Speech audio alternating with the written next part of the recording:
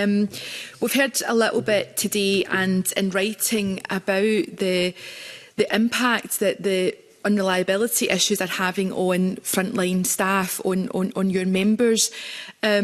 So I wonder, just for the record today, if you can elaborate on that. What does that mean day to day for members when, members of the travelling public are getting upset, I think, as it was put there? What does that mean for frontline staff in each of your unions? I'll come to Gordon Martin and then to Martin Gray, please.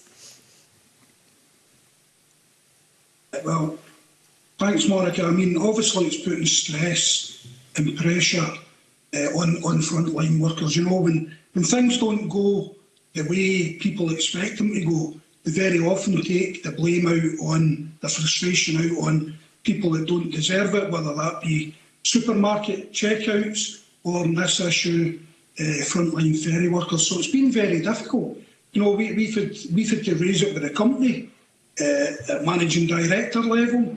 We've raised it with the Transport Minister, you know, that people are being threatened physically, verbally and so on, and it's not acceptable. So we're looking for the company to do everything they can to avoid that, and the only real way they can avoid that, Monica, is to get some resilience in there, to get some additional vessels so that if something goes wrong somewhere, there is an alternative vessel ready and able to be used to take the pressure off everyone. Thank you. Before I come to Martin, you talked there, Gordon, about threats, physical and verbal. I mean, that sounds very serious indeed.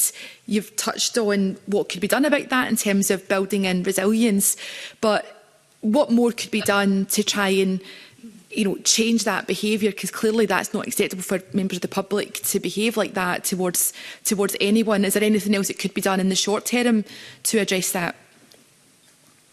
Well, unfortunately, these are kind of societal problems, but what can be done and has been done, in bank holidays and things like that, the police have been made available at certain terminals and additional security, to ensure the safety of port workers in particular, as people wait to go on and off ferries in particularly busy holiday times.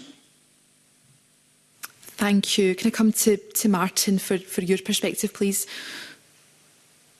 Yeah, thank you. First of all, I think it's really important to recognise that every delay, every missed sailing, every time there's an issue with those ships, our members and the people that work on those ferries are equally as frustrated with the situation as what the passengers and travelling public are, because our members do not want to be having to cause delays to people. Our members are not causing the delays to people. We want to operate a safe, reliable ferry service for the people of Scotland.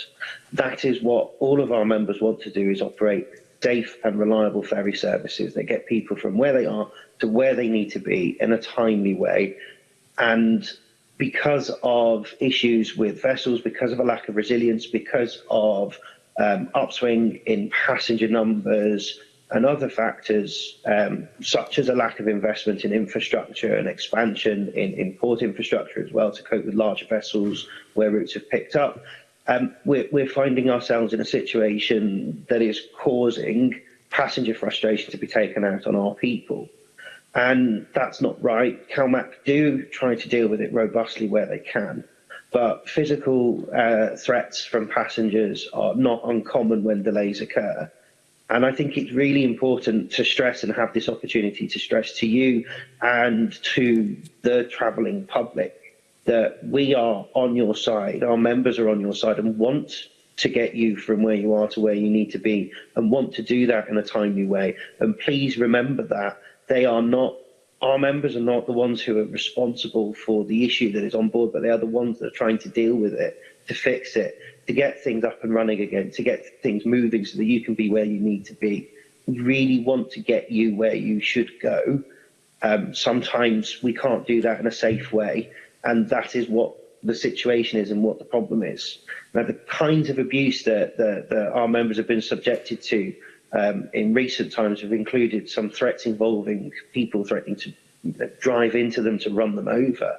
to threaten to sort of forcibly board the ferry, as if that's actually going to help the situation or get them to where they need to be. And I get that there's a lot of anger and frustration, and it's hurting people financially, it's hurting people socially. It's got a significant impact on the well-being, both mental and physical, on island communities. But our members are really wanting to support island communities and get them moving and keep their economies going, which is what the ferry services are essential for. So, yeah, it's, I think, very important to remember that it is equally as frustrating for our members when these situations happen, which leads to delays and cause problems.